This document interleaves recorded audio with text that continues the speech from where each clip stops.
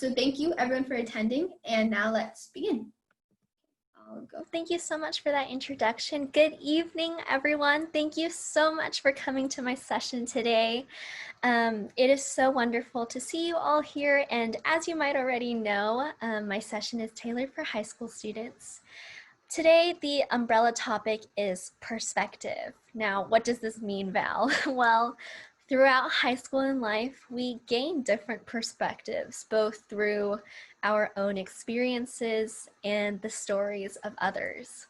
Whether it's our family members, teachers, counselors, upperclassmen, etc., you're bound to receive different points of views that may or may not directly affect you.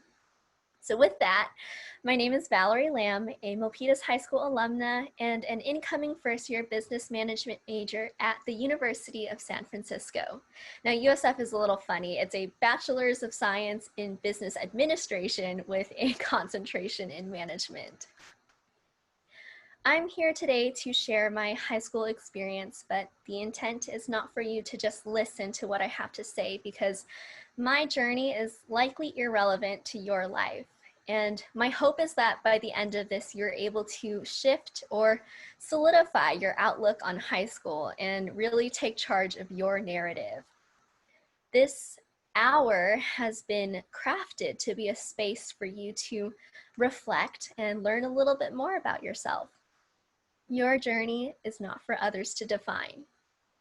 And as we get into the slides, feel free to enter any questions into the chat or take notes, and I can get to them at the end of the session. Next slide, please.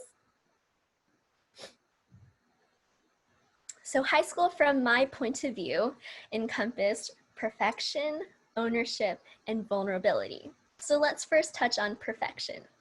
Next slide.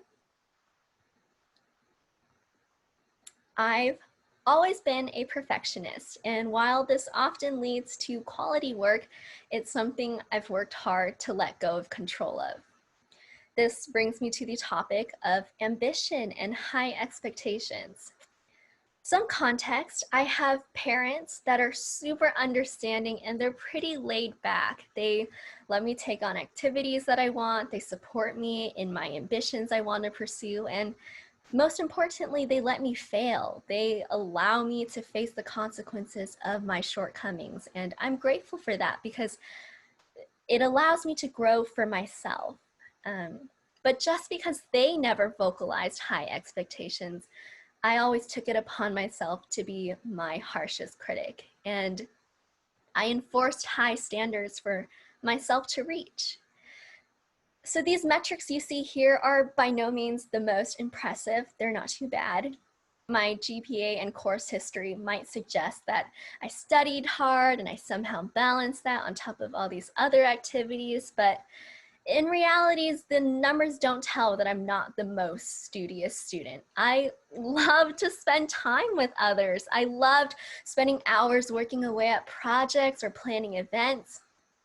I did enough to take care of my academics, but there were certainly B's and C's in the mix, and that is okay.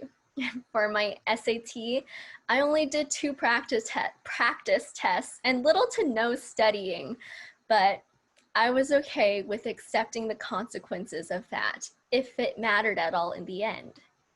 I just couldn't justify spending loads of money on exam prep, nor could I justify investing hours into studying when I could be working on something else that mattered to me. Was this the smart thing to do? Probably not. If you can start studying early, I would advise you to do that 100%. But here's the thing, we care about the SAT because we care about college apps, likely. And the college admission process to me is a game. You choose what kind of player you want to be in this game. If your game plan is to maximize college credits and build up this competitive resume for your application, then all the power to you, and that is amazing. And it takes so much grit and determination to get through that. And if your game plan is to enjoy your high school years and figure it out later, that is also 100% okay and valid. Regardless of the route you take, which will be unique to you, You're allowed to switch gears and try a new tactic at any point. For me, I didn't want to look back on high school and wonder if all that work was worth it in the end. I always did what I wanted and what I thought was best, and for that I have no regrets about high school whatsoever. Aside from the numbers, I accredit much of my college admissions to my extracurriculars because I have always been deeply involved in nonprofits. One of my college essays was about the Pen Pal program that I created for Read, Write, Discover. And I'm proud of my involvement in these organizations because these commitments kept me energized and sparked passion in me all through the years. I never join or do something just to do it because it'll look good. I take on projects because I have something important to say or I have a vision and a purpose in mind. Next slide.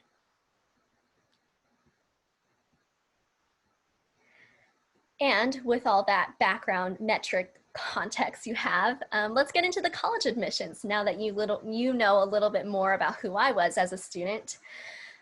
These are all the schools I applied to. The little clock is where I got waitlisted from, and that from there I was either rejected or accepted. And I'm not 100% sure what all the majors I applied under are, but I definitely applied as some facet of a business major everywhere. How did I come and conclude to a business major? In second grade, I decided that I was going to be a Stanford student. I was going to become a pediatrician. That was my dream all through high school and life. And it wasn't until the end of sophomore year that I began to question that path. The prospect of years as a STEM major and eventual responsibility for the lives of my patients turned out to not be the road for me. And then I pivoted my junior year and thought, oh, well, I love leadership and organizing and managing things. Why not health administration? But I don't have a passion for health. And the summer of my junior year was when I decided, business, maybe business. And at this point, I'm about to be a senior. I should really start researching colleges and majors, which takes me to our next slide. Do research on colleges and majors. It is such an ambiguous piece of advice. Where and how do you even begin? I think it's never too early to start researching. And some people might say, don't stress out. You're going to change your major anyway. You have plenty of time to figure it out. And if you're anything like me, I love making plans, even though I acknowledge that those plans are likely to change.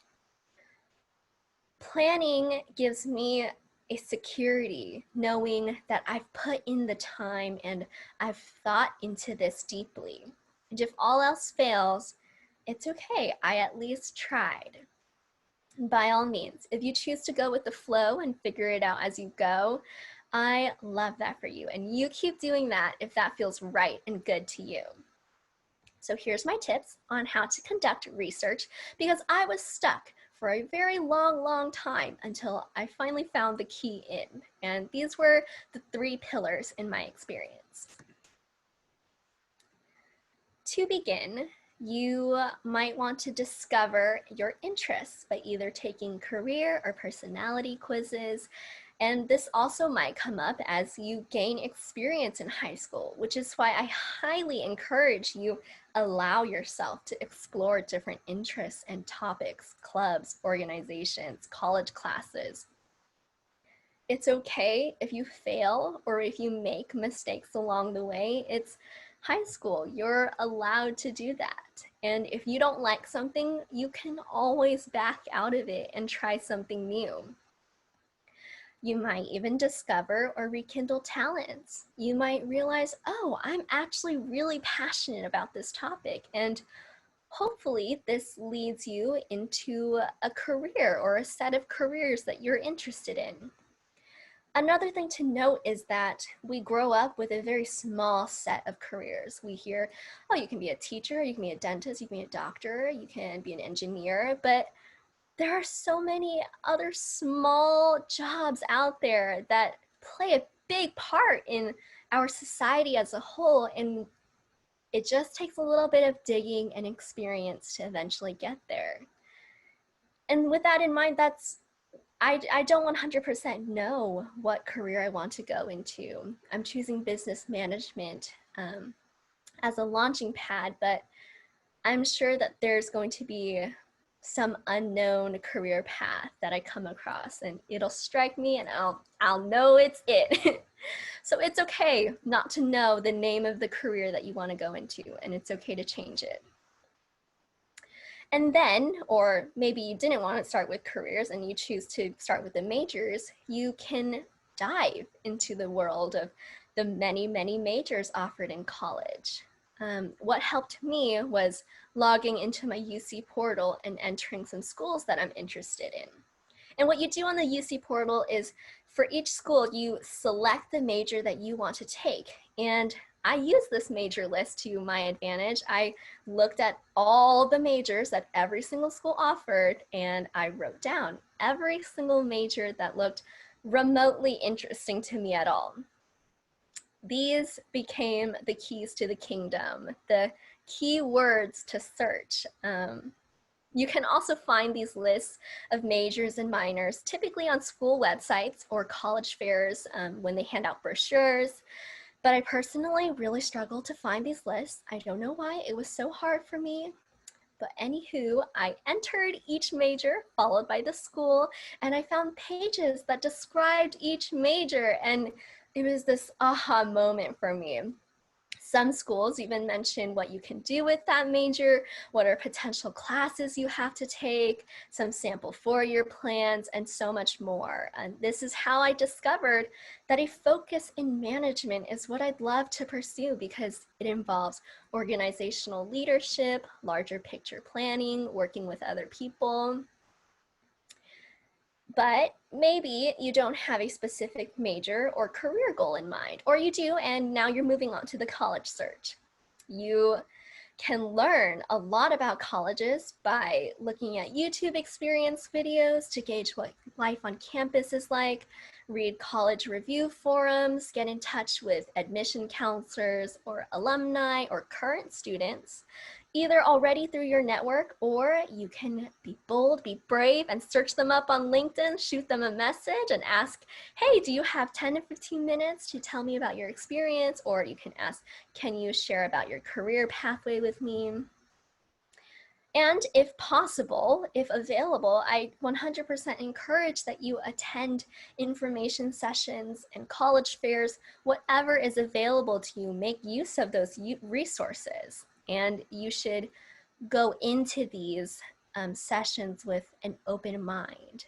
Give different schools a fair consideration, because I can tell you that USF was never on my radar until September of my senior year, just as I was writing my college essays. Even after visiting the school, I enjoyed the atmosphere, but I wasn't convinced that I'd even go there if I got in. Because at the time, being a business administration major at Irvine was my goal. And then come spring, I reflected heavily on what I wanted my next 4 years to look like. With all factors considered, I was surprised to find my gut telling me that USF was the move to make. Now, USF being a private school means that I have access to several advisors and coaches that offer one-on-one attention, and my academic experience is personalized with a 14-to-1 student to faculty ratio. On the other side, USF is close enough to home for me to easily visit, but far enough to give me space and independence. I cannot see myself thriving in a large lecture hall environment where I'm just another number in the masses. Now, to be fair, I never gave myself the chance to experience those large halls. So who knows if maybe going down to SoCal would have been the better move. Ultimately, I did my research and I felt confident in my choice, and we will see where that takes me in the next few years. Next slide. All that aside, let's move on and discuss the O in ownership. Now, it's important for you to own your story for all of its setbacks and achievements, for all it is. As I mentioned before, you get to control your narrative. If you are not happy with your circumstances, evaluate what is within your control and make adjustments to move closer to the person that you wish to be. Next slide. And with that, I will share my story really briefly. All of my summers, I had an absolute blast. I trained for track, I hung out with friends all the time, I traveled with my aunt, and I volunteered with organizations. I figured I am never going to have these teenage years ever again in my life. When am I ever going to have the freedom to do these things? I didn't want to sit in community college classes for what? More credits, nor did I want to sit and work at an internship to do busy work. Now I recognize I'm privileged enough to even have a choice about how I spend my time. And I understand that some of you may not have that choice. Regardless, whatever you choose to do, don't feel pressured to take on work that doesn't make you happy. If your friends all have internships, don't feel like you're left behind or that you are behind them just because you don't have it. You don't need to have your internship right away. You're gonna be fine. I never had an internship. And I alluded to this prior, but I absolutely love hosting events and making memories for and with people. I always say that even if I made a difference for one person, it was all worth it in the end. I joined ASB because I wanted to have a positive impact on my school and grow as a leader. But unfortunately, in the environment that ASB was for me, I put a lot of pressure on myself as class president, and I ended up deciding that in order to grow as a person and a leader, I needed to leave and explore different avenues my junior year. All of this is fun and dandy. We have great memories and experiences in high school, but we inevitably have our setbacks. Whether they were small or huge, one of my most monumental setbacks I faced was getting suspended my sophomore year. After sustained pressure and tension, I made choices that I'm not proud of, and I dealt with the consequences for that. The suspension was a peak and a breaking point for me after having seen several CASI counselors before, which are crisis youth counselors that are there for emotional support needs. This suspension resulted in me seeing a therapist for half a year. It was an incredibly traumatic event for me, and I needed to heal. Now being on the other side of that battle, I am proud that I put in all those years of work to improve my mental well-being. As for my last 2 years of high school, it centered around healing and finding joy in living. I performed in dozens of shows and I rekindled a passion for art. I continued challenging myself beyond my comfort zone, hence why I joined a pageant and am currently Miss Teen Vietnam California 2020, which is still kind of crazy to me. Getting to this point was a long, windy journey, and I started, as most high schoolers do, with poor sleeping habits, bad eating habits, bad coping mechanisms. There was so much to learn and to grow from, and I learned to be a better friend to others and myself. through a lot of research, self-help, counseling, I reinforced habits such as journaling, exercising, meditating. Just this spring, I was finally able to feel the wonderful effects of a stable sleeping routine. Who would have thunk it? We know these are all important things, and we don't always put in the time to make it work and make it happen for us. But there is merit in trying it out. Next slide.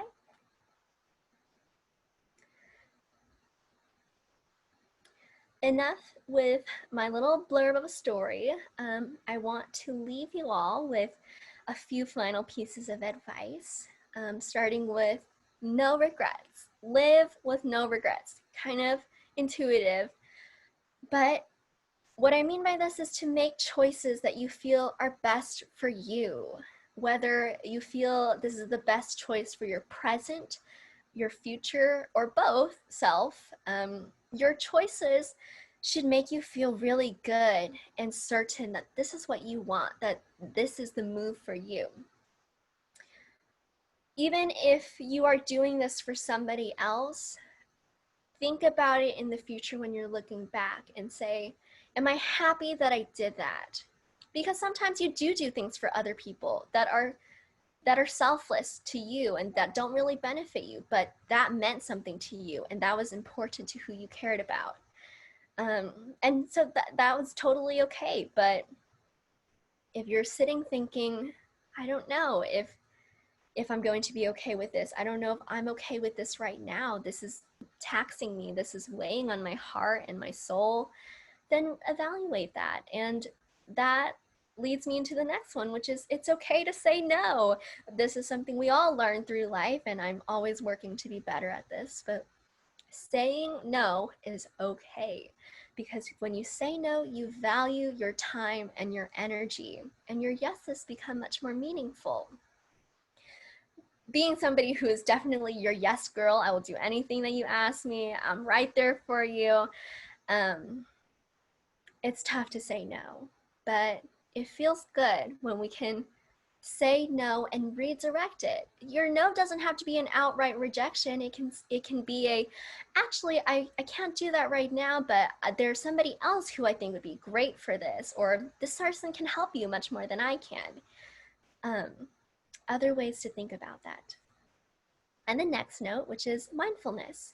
Be mindful of yourself and be mindful of others. Take care of your physiological needs, such as sleep, hydration, nutrition, exercise, take breaks, journal, meditate, all of the above, and whatever else you can find. And make these your healthy habits. Treat it like your job, because in the end, it helps to keep you afloat and energized for much longer.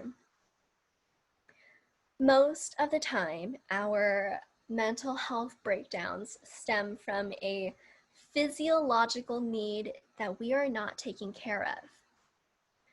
So as dreadful as it is sometimes, when you're feeling like your life is in shambles, try and identify if your needs are being met and be mindful of letting yourself process what you need to process. Let yourself feel it, cry it out, write it out, run it out, and move on from there and reevaluate. And finally, never compare yourself to others. This one is also very intuitive and a repeated phrase, but it is so important that you combat those thoughts with validating affirmations. Work to change your mindset from, I suck at this, that person is doing so much more than I am, to I'm learning and growing and I will get to the place that I wish to be at. I don't want you to internalize this session to the point of comparison, because you being here today is enough to tell me how admirable you are as a person, that you've put in the time to learn, to put in the work to grow. I don't know who here needs to hear this today, but you are more than enough and you deserve a long, adventurous story in life. Now that you've come this far with me in this session, I hope you recognize that I didn't want to come here today to prove that I have some profound wisdom or amazing story, because I don't. I am here because I could have used an extra friend to reassure me and remind me that I'm on the right track over the past 4 years. It is scary going through high school, not knowing how things are going to turn out in the end. And I always hoped that my future me would be proud and thriving. And in a way, this is future me going back to say, you have it in you to get through this. So keep on doing what you're doing. You will always have yourself in life. You get to be your best friend, you get to be your biggest cheerleader, and you radiate the most beauty when you're healthy and glowing from within. And with that, I hope you know that I'm a friend rooting for you, and you're on your way to thriving in life and being super happy and successful. Last slide. Thank you so much for attending my session. I hope it was interesting, and I hope you have at least 1 or 2 takeaways to help you better navigate high school and life. And please don't hesitate to reach out to me via any of these platforms. Connect with me on LinkedIn. I am always more than happy to answer questions or chat about anything at all. I'd love to hear your updates as they come along in life, so definitely keep in touch with me. And that being said, I'd like to open the floor for you to ask any questions you might have. And if you're not comfortable with turning your mic on, feel free to message me privately in the chat box, and I'll take a look at it and answer it.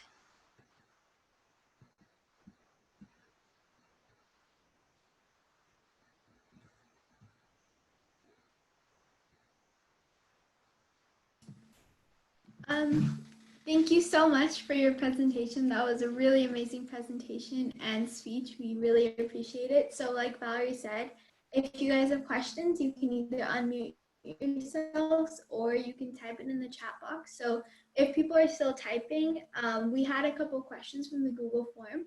So some of the questions are based on like you're majoring in business management and you're minoring in psychology, I believe. Yeah. So some people were wondering, what do you plan to do with that major and minor? Like, what's your future career goal or your job goal? Oh, I love that question. I asked myself this too. As I alluded to earlier, I have no idea. I potentially would like to work in HR or work my way up in a company. I chose USF on one reason why I chose USF is because they have a focus on social justice and ethics, and to me, business ethics is really important. It's almost daunting and upsetting to know that the business world is a cutthroat, greedy. It's known to be greedy, and I care about others and that they're treated fairly. And I want to be that kind of businesswoman in the market to advocate for those people. I don't know what that's going to mean. I don't know if using my psychology minor is going to launch me into probably maybe a more mental health direction. But I do plan to use that psychology aspect to better understand working with other people. I hope that gives some answer. I'm definitely figuring it out as I go. That was great. Another question that we had was asking about campus life and how is the diversity and opportunities on the campus? Oh, USF prides itself on being one of the most diverse campuses, and looking at the housing page, it definitely seems that way. Unfortunately, as an incoming first year with going remote, I cannot speak on the campus life, but when I was there on just an off day when it was like a kind of a vacation weekend. And then when I came back for their Discover USF Day for interested students, it had this incredible atmosphere to it where It's so indescribable, but every single interaction I've had with faculty and students at USF, and there have been many because I joined every single webinar they offered and I signed up for many appointments to talk to counselors. It is so abundant in resources, and every single person you talk to genuinely wants to help you and will take the time to write a long email response and send you resources. You feel really well taken care of. And that's apparent to me even as an incoming student and from what I've heard from other students who are alumni. I don't know if that is something that you get at a public institution, but certainly at private universities, they are able to offer that attention to you. Great. Another question that we had was, how did you manage your course load during high school? Like any tips, tricks, and how do you plan to manage your course load during college? Oh, I am an avid fan of bullet journaling. I admittedly have stopped bullet journaling, but my goodness, my journals went on a ride with me throughout high school. Um, Writing things down, making checklists, even if it feels like I'm never checking things off, is my way of keeping track of everything. And the busier that I am, the more that I'm using it because there are just so many things to remember to do. And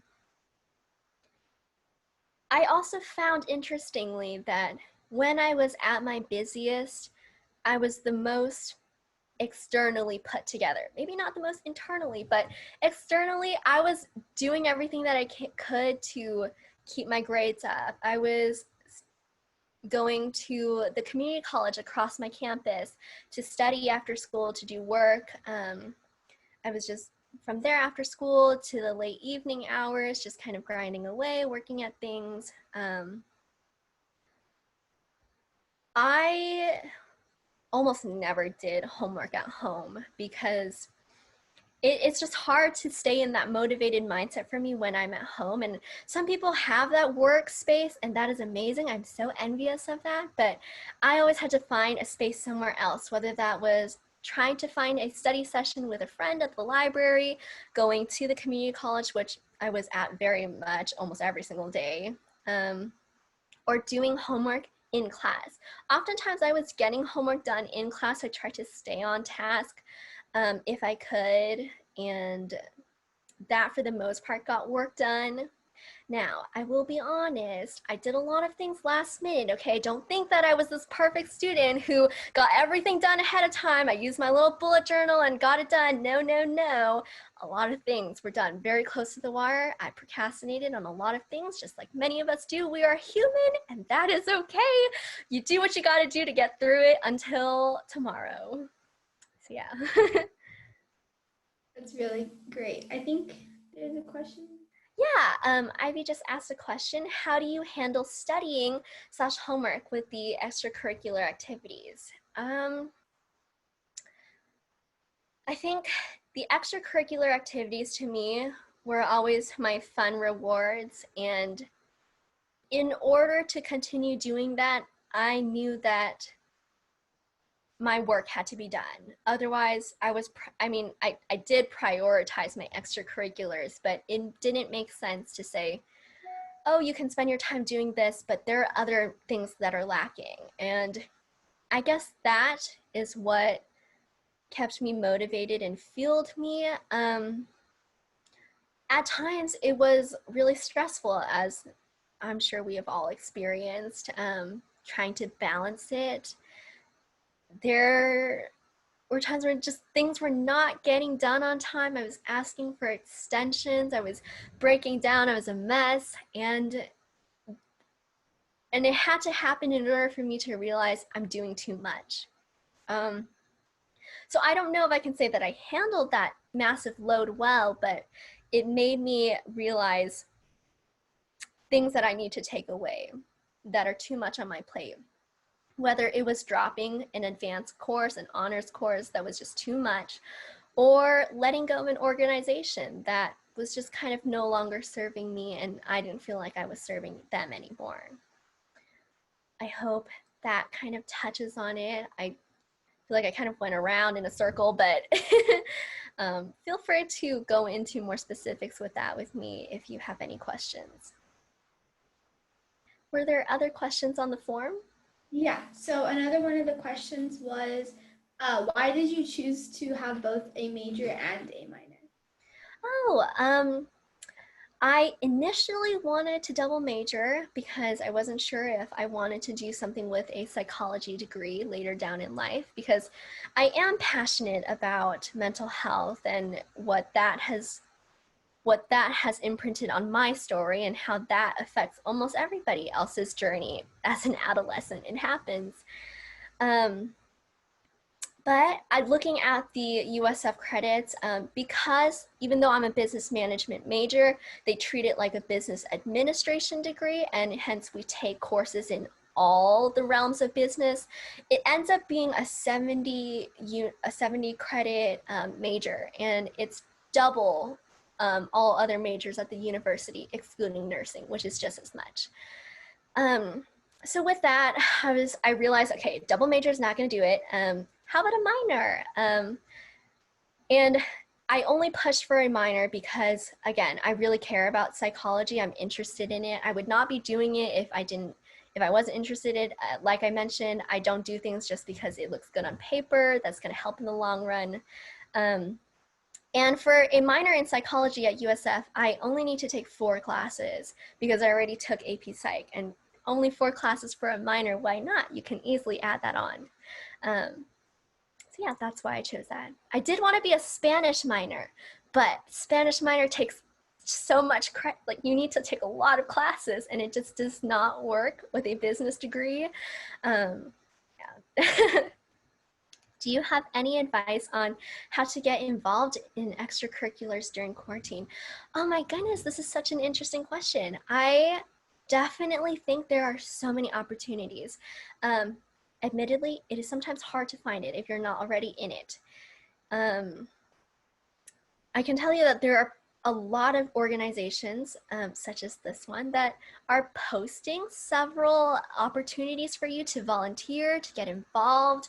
A lot of it is being marketed on Instagram. There are probably forum sites for high schoolers that have compiled, and as we get deeper into quarantine, there will be more sites that compile all this information for you. Go ahead and message me privately, and I can send you a few resources that I do have. And yeah, I guess it's not something that I thought too deeply on. For those that are interested in sports, I know that there's some sports that are training individually, but that is another way to get involved. Yeah, great question. I'm sorry I don't have any immediate resources for you on hand, but I will be more than happy to send that out. Do you have any morning or night habits that you think have helped you with mental health or general health? Oh, I have never been a morning person. I have always wanted to be a morning person. I envy people who are morning people. But in the morning, I try to give myself a wake up period. Oftentimes, if I have dreams, what I'll do is journal those dreams in search of dream meanings. That is often really helpful for me in reflecting on what's going on.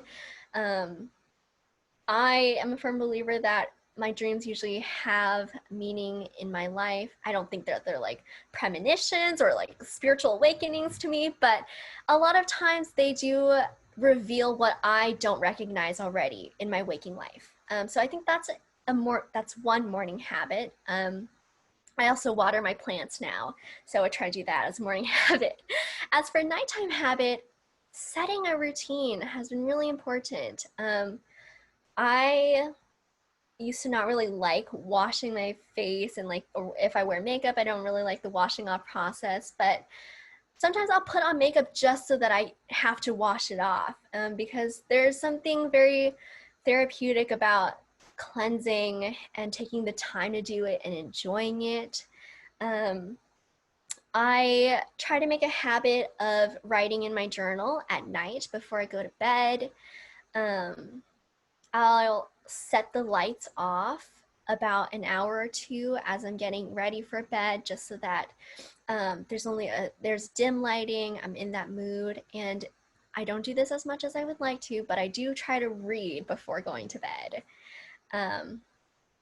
Overall, I think those have contributed to me staying at some sort of equilibrium.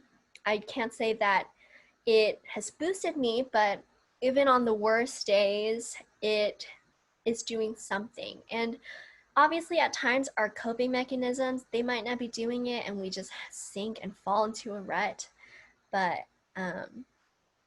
those are my small things that I do to try to at least alleviate some of that. How do you stay productive during this quarantine? I cannot sit still. I have to be doing something all the time. I love staying busy.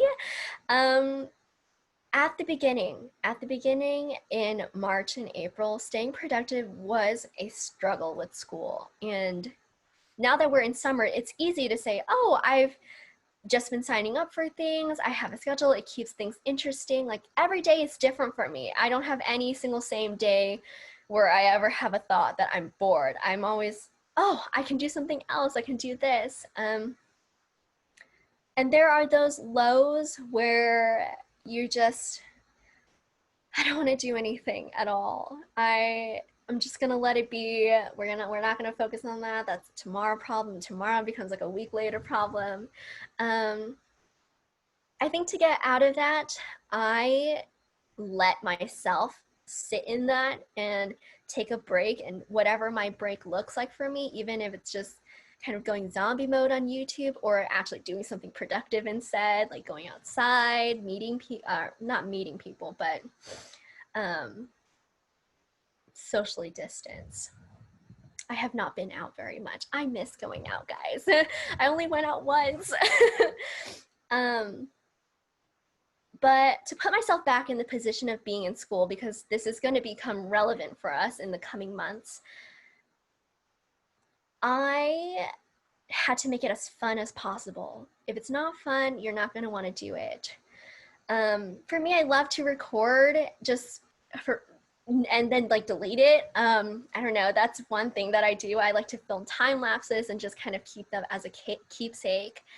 Other things is kind of, I guess, making it an accountability thing. If you have a spam account on Instagram, you can treat it like, here's the log of what I did today. And it's fun to be able to reflect and say, oh, I actually did some things, even if it's just like 2 things. Like, I painted my nails and I went outside today.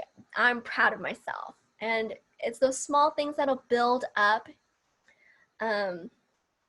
And productive does not have to mean you are doing work or you are doing homework, you're doing research work, you are doing work for an organization. Productive is getting your body moving, getting your mind fluid and working.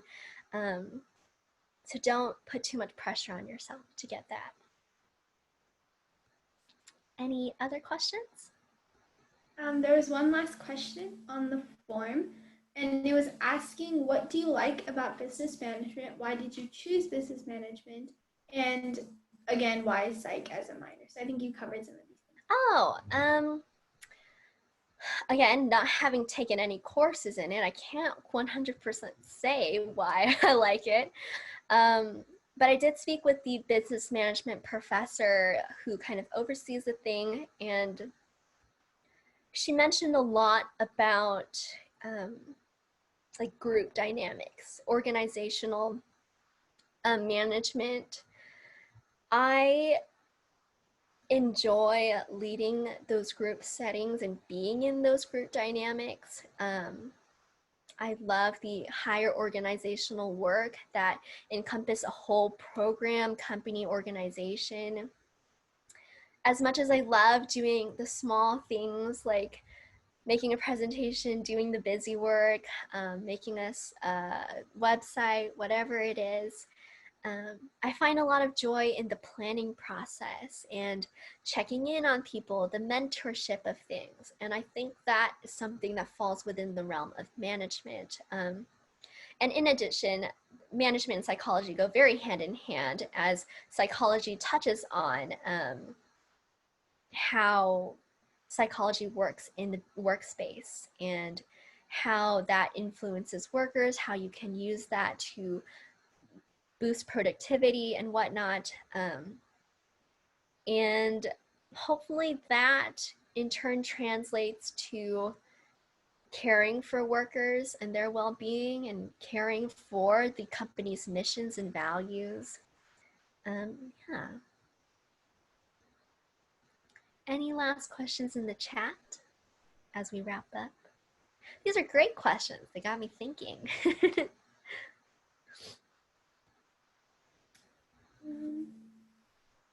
Well, I had kind of a personal, like tailored to me question. I'm actually interested in psychology or cognitive science. I'm trying to decide which I want to apply to as a major.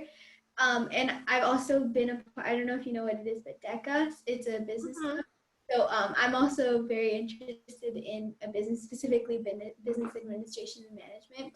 So I was kind of wondering, like, if you know what benefits there are to like applying as like a psych major and then minoring in business. Do you think that's that's worth doing, or is that just like obviously depending on the college and the course load, but is that something that based on your research and your knowledge is like has more potential for job opportunities, or like is that not something that you That's really interesting. I don't think I've ever encountered that kind of reversal of the situation. I just knowing that at USF how heavy the business administration management load is, I don't know if minoring in that would equate to much or if that's feasible in most cases. I think the flip side is easier, but with that being said, if your goal is to work more in the psychology field, research, or on the ground with social services and counseling, I think having a business minor backing you helps you with those other like foundational aspects, organizational. It gives you that kind of edge in that field. I will say that one of my final Cassie counselor, she I guess she did start in business, but she ended up pursuing a psychology master's to get her full-time license as a therapist. She started, I don't know if this helps too much in the situation, but she started in business and she moved into counseling because she felt like she had a calling in counseling. And I think they're interchangeable. I think you can start in a place of counseling and apply that into business for sure. And also, if you were looking to make your own practice, having business in your field helps you, but your focus is in psychology overall. Thank you. That was really helpful. Of course. I hope I didn't just steer you in the wrong direction. I'm like, oh my gosh, was that right? Yeah, that was very helpful. Thank you. Oh, great. Again, feel free to reach me on any of those platforms. Let me go ahead and just retype them in the chat right now for you. If you are going to reach out to me on Instagram, which I will answer, but you have to like message me first so that I like know who you are. Otherwise, you just kind of sit in the follow request, unfortunately. And then my email, you can reach me here, and then LinkedIn.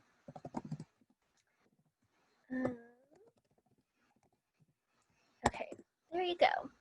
What app did you use for your slides? Oh, I use Procreate to create all of my slides. I love using slideshows as a practice to or also an excuse. I think of everything as an art project, if you couldn't already tell. So I drew all the slides. I wrote all of them. That's what I've been doing. I also did that for school. If you ever want to talk about getting an iPad, hit me up. I love talking about getting tablets for school. Yeah, using Procreate for presentations has been a game changer for me. They make school so much more fun, in my opinion. Yeah, that's what I did. Oh, thank you so much. I appreciate it. Anyone have any last minute questions or?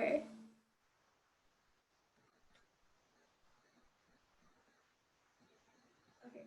I think everyone's good for now. So thank you so much again for coming out and speaking and taking time out of your schedule to come, motivate us and inform us.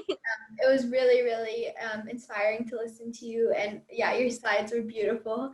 So thank you again. We really, really appreciate it. Thank you everyone for coming out and listening. We will be uploading the video onto YouTube soon. So if you guys want to check that out, and again, if you have any questions, you want to contact us, we can send them to Valerie, or she provided her details, so you can contact her directly. So thank you again, everyone. Thank you, Valerie, and have a good evening. Goodbye, everyone. Bye, everyone. Thanks for coming.